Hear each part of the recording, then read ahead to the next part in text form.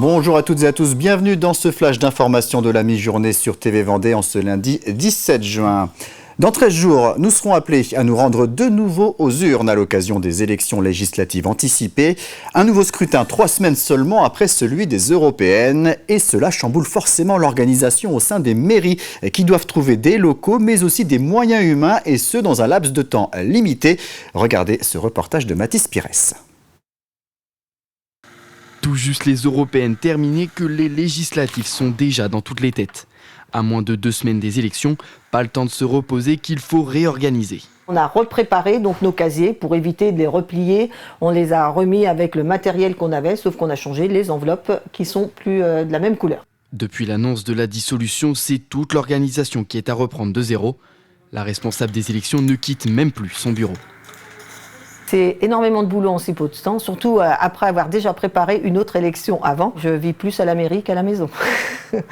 Même constat, mais dans une plus petite commune, moins de 500 habitants, et pourtant, ça demande une grande organisation. On voit avec les membres du conseil municipal, là, si tu peux... D'accord, il y avait 2 personnes qui s'étaient aussi proposées pour le premier tour.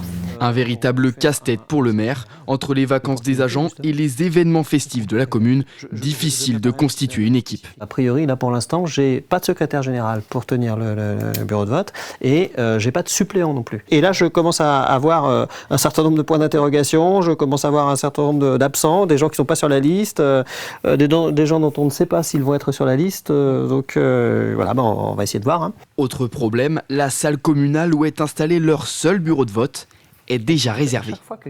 On avait une réunion des clubs du 3e âge de 3 communes, donc le Mazo, Saint-Sigismond et Danvix.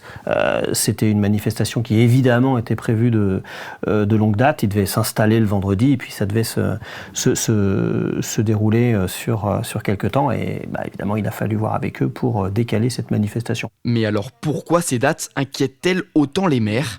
La raison principale, c'est la difficulté de dénicher des assesseurs. Tout le monde avait prévu son programme de week-end. Donc le plus difficile, en effet, ça va être de trouver...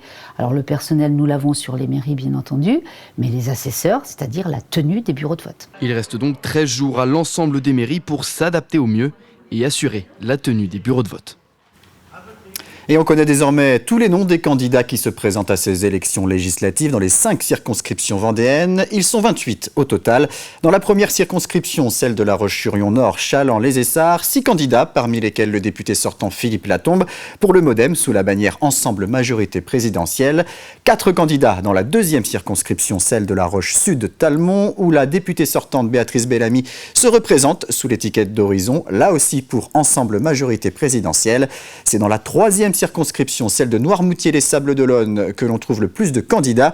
Ils seront 7, dont Stéphane Buchou, député sortant, qui se représente avec le parti Renaissance, sous la bannière Ensemble Majorité Présidentielle. Du côté de la 4e circonscription, celle des Herbiers-Montaigu, 5 candidats, dont Véronique Besse, députée sortante et candidate d'hiver droite soutenue par les Républicains.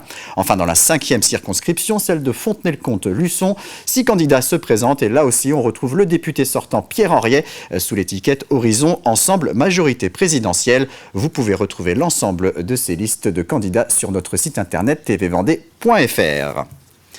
La campagne officielle de ces élections législatives est donc officiellement lancée depuis aujourd'hui. Ce week-end, plusieurs rassemblements contre l'extrême droite étaient organisés en Vendée. Environ 250 personnes réunies au Sables-d'Olonne, près de 200 à Fontenay-le-Comte et plus d'un millier à La Roche-sur-Yon. Manifestation lancée par un front intersyndical composé de la CFDT, de la CGT, de la Confédération Paysanne, de la FSU, de Solidaire et de l'UNSA. Mobilisation très large à laquelle se sont greffées des associations ou encore des partis politiques. Après des discours au pied de la statue de Napoléon, les manifestants ont défilé dans les rues lyonnaises jusqu'à la préfecture. Objectif, convaincre un maximum de personnes de se rendre aux urnes et de faire barrage au Rassemblement national. Il n'y a eu aucun doute sur l'urgence. On met nos divergences, on est nombreux, donc des collectifs, des associations, des syndicats. On met nos divergences de côté parce que là on a un objectif commun qui est très clair, c'est tous et toutes ensemble unis contre l'extrême droite. Il est possible que par exemple le week-end prochain il y ait des mobilisations également, des manifestations également à Châlons. C'est-à-dire qu'au niveau local, tout le monde se mobilise là actuellement et notamment pour des collages d'affiches, des distributions peut-être dans les boîtes aux lettres aussi. Enfin, il faut convaincre en fait. En 2010, la tempête Xynthia s'abattait sur la Vendée, causant des pertes humaines, mais aussi de nombreux dégâts matériels, notamment sur les digues. Le syndicat mixte Vendée-Sèvres-Otis vient d'inaugurer le système d'enguinement maritime lancé en 2010. Des dizaines de kilomètres de digues ont ainsi été créés ou restaurés. Reportage Cyril Guillet. Survenue dans la nuit du 27 février 2010, la tempête Xynthia a fait 29 victimes sur la commune de la Faute-sur-Mer. Parallèlement, 42 km de digues ont été endommagées ou détruites, permettant par endroits à la mer d'avancer sur plus de 7 km dans les terres. Xynthia nous a alertés, a été une expérience tellement douloureuse pour les Vendéens. Mais c'était le premier signe avant-coureur du niveau des océans qui est en train de monter, du risque que comportent ces milieux fragiles. Et donc, à partir de Xynthia, nous avons compris que les niveaux d'eau devaient être surveillés et qu'il nous fallait construire des digues qui allaient protéger les populations et encore une fois l'activité agricole. Dès 2010, des financements ont été débloqués et les premiers travaux ont été lancés. Aujourd'hui, dans le cadre du PAPI, le programme d'action de prévention des inondations, ce sont plus de 150 hectares qui sont devenus propriété du syndicat mixte Vendée-Sèvres-Otis et des dizaines de kilomètres de digues qui sont sortis de terre. Les digues, elles ont été réalisées avec des différentes études. L'objectif, c'est qu'elles résistent à la submersion. C'est-à-dire qu'elles sont résistantes, elles ont un profil qui est adapté. L'eau peut, si il devait passer au-dessus, mais sans rompre ces digues-là. Et on a un système de digues premières et de digues secondes, ce qui permet de cantonner. Si une submersion devait se faire au-delà des digues premières, ça serait cantonné sur un espace entre la digue première et les digues secondes. Travaillant en lien étroit avec le parc naturel régional du Marais Poitevin, une attention toute particulière a été portée à la sauvegarde de la biodiversité, avec notamment la restauration des corridors écologiques. Une opération qui touche bientôt à sa fin.